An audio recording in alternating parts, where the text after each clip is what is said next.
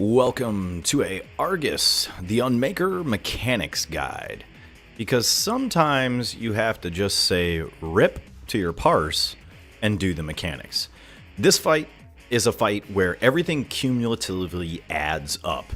Getting the buffs increases the DPS, increases the time, less time in phase 1, gets you to phase 2, phase 3, it all adds up. Every single thing that goes on in this fight adds up to a kill or not a kill. And when you're in pugs, or even with your own guild and you're working on this fight, you need to understand the mechanics and do them properly. So the first thing I want to point out is that sometimes tanks will get the buff, like that just happened. I had to scoot forward to get a buff, then I said, screw it, I'm going to get back here and deal with this. Cone of the Death. Notice how I'm moving to his right foot. Most guilds and groups progress and turn right. So you always want to get to the other foot, and that'll put you right on the edge so you remain stacked up against the line for the next Cone of Death. People are going just a little bit to the right to drop their buffs. There we go. Pick it up. Cone of Death is coming. See how I'm trying to get in front of his foot there? And we're in front of his foot.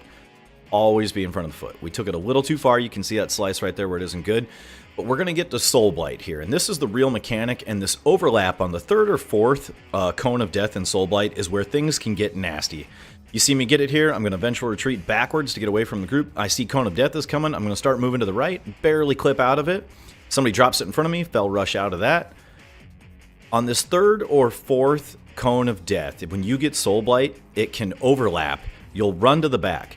Don't run back all the way to the wall. That will get you killed.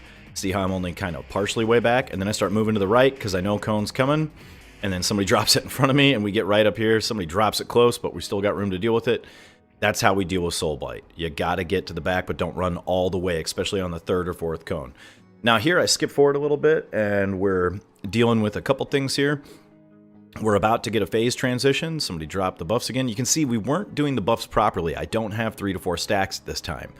It was one of those people who got it, put it in the wrong spot, and it does cost us some damage in dealing with this boss overall. See, now the next gifts come out, and these ones, because we don't have to run for cone, actually get placed in the right spots. You can see I switched to the Gift of the Sky, because for Demon Hunters, we want the crit mastery buff if we can get it.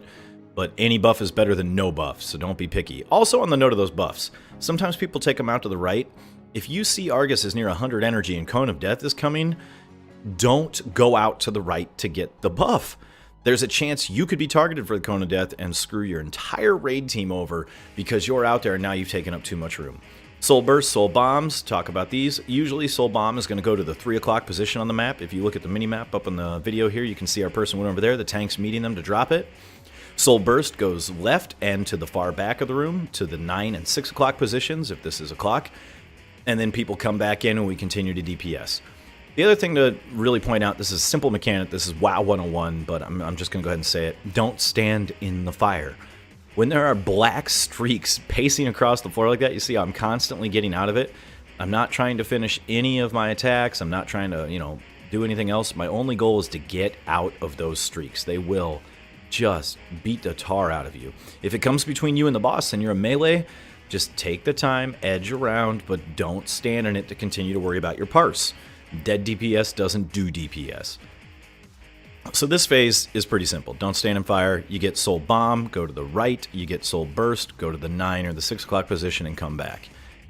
This phase you won't see me have to deal with the mechanics. I don't think I get any of these.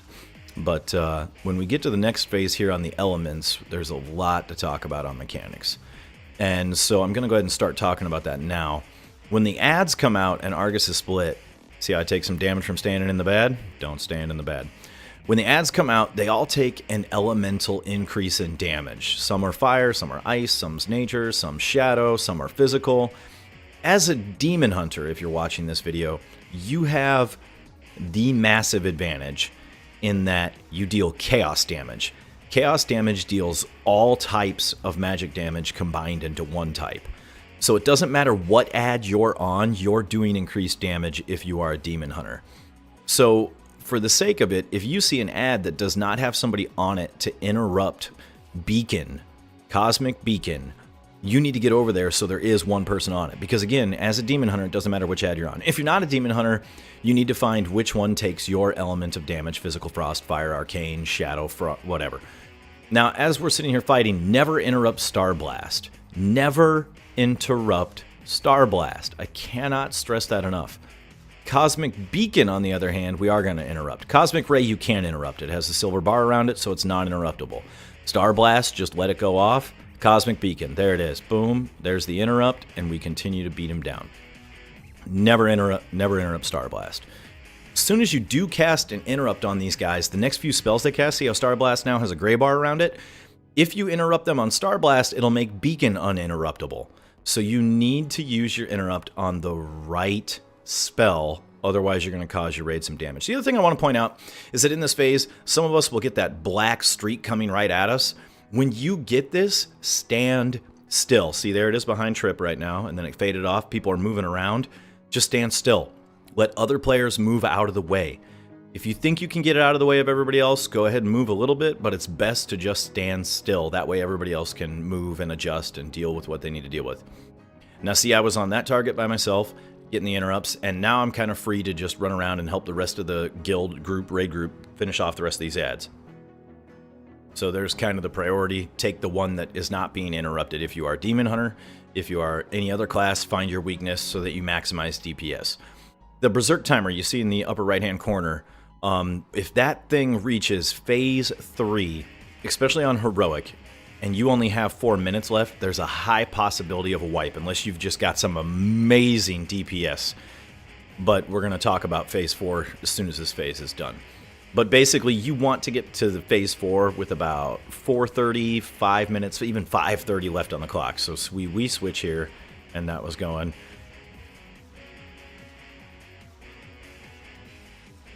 Argus is going to kill us all. Boop. Game over. We all hit the ground. Now, as you're about to release, the first thing here on mechanics inside of the Spirit Realm is do not hit the little Shaw-looking boogers running around. It slows you down, it slows everybody else down getting back to res. It is bad to hit those. It's more time and DPS lost. The other thing is, as you release, you're going to run towards the tree. Don't forget to re-pop your runes. So you're going to come out, I'm going to go down there, click that thing, boom. I got my rune back up because it fell off because we died. You can put it back on every time you die and you get up in this phase with the tree. Now for this phase, the big thing on the mechanics is don't stand in blue, little swirly flames that are coming down from the sky. Sometimes it's hard to see, so you really want to have your camera angle up. Don't have it straight back behind you, and it's even harder to see it. You're going to see me switch to the ad here. Even though it went down to 0, I made it a priority. Everyone needs to make those orbs a priority. If you aren't killing the orbs and you're tunneling the boss, you are wiping your raid group. Just point blank. Even as melee, DPS downtime on the boss does not matter. Now, this is phase 4, and there's another problem here, is that a lot of times our group, we want to wait for Titan Forge. Nobody is picking up orbs inside of the Spirit Realm. We're going to get to that in a little bit when Trip dies here and goes and picks some up. So our raid leader is telling us to hold all of our cooldowns until we get to that phase with Titan Forge buff up. I'm holding my cooldowns, but it's taking forever because people who are dying are not grabbing orbs, and we don't have a lot of people dying. This is bad. I get Soul Burst, I move away. You see me go back for this orb. I figure I'm out here. I can get damage on it. If I can get it below 50% health, that's a very good thing. And then Trip dies. Now we're going to release. We're in the Spirit Realm. Don't hit these boogers. You see me kind of clip that one. Bad Trip. Then I start looking around. We still don't have Titan Forge. We need to get these orbs in. I'm slowed down from the buff, but finally I get loose. 1, 2, 3, 4. Dodge the little boogers. 5. Going back in. And then you'll see me get to 6. I grab 6 of those, hop out, and we're good to go. So watch me back up here. These little orbs, when you die and you see these black and white spinning orbs, you need 15 to 18 of these. I'm not quite sure which off the top of my head right now. To get Titan Forge, it increases the entire raid's everything. Damage output, healing capabilities. It's a massive buff, and you usually want to overlap Heroism with Titan Forge. So that's kind of a big deal. So we're kind of going to rewind here, show you that ad again, how I hop out. We're going to go backwards. I've got Soul Burst. Now, Soul Burst, I want to talk about that. Soul Bomb needs to go all the way away from the raid at a maximum distance, and you just die, unless you have an immunity. Soul Burst, you want to pop defensives and try not to die? You do not need to be so far away from the raid. You need to push yourself away from the rest of the raid group. See, when I died there, I didn't take anybody with me. It's just Trip that's dead. But you don't need to be overly fearful. Anywhere between 15 yards and beyond is going to be fine for Soul Burst. Pick up the orbs again, kind of weave your way through all this stuff. And now we finally come out. My parse is garbage because I'm picking up all these little orbs and stuff, and I'm dying. Titan Forge goes off because of the orbs I picked up. We pop Heroism. There goes the cooldowns. Now it's time to try to catch back up. But I have a feeling that the rest of my raid group already popped some cooldowns and didn't hold it, because there's no way I'm catching some of these people on the meter. But hey, they're good players and they're just rocking out the damage, so that's always good. And then we continue to take out Argus. But you see, there's orbs again. I pull off the boss. Even with my big cooldowns and Nemesis up, I pull off the boss. If the orb isn't the priority, you're doing it wrong. You're wiping your raid. Switch to the orbs. Now see, I went left. The other melee did not go right. The range didn't worry about it because it was close enough for melee to deal with, and boom. We had a couple people die right there because of that. You need to make orbs a priority. Your parse does not matter. Get the kill. Later on, when we're nearing 6 months of this raid and we're all tired of it, then we can worry about parses. But focus on the kill, especially if you're doing the progression. Continue to beat him down. He's getting closer and closer. And Tortured Rage is about to go off. Boom. Dead. Now, I did not parse so well on that fight. I only came in at 1.54 million. But I did the mechanics. And that's what this video is for, to help you guys with mechanics. Hope that assists. If you like this content, hit like and subscribe. Thank you so much for all the support on the channel. Hope this was helpful. Hope to talk to you guys down in the comments below. And hit that little bell icon so you get updates if you want updates on the channel stuff. Peace out.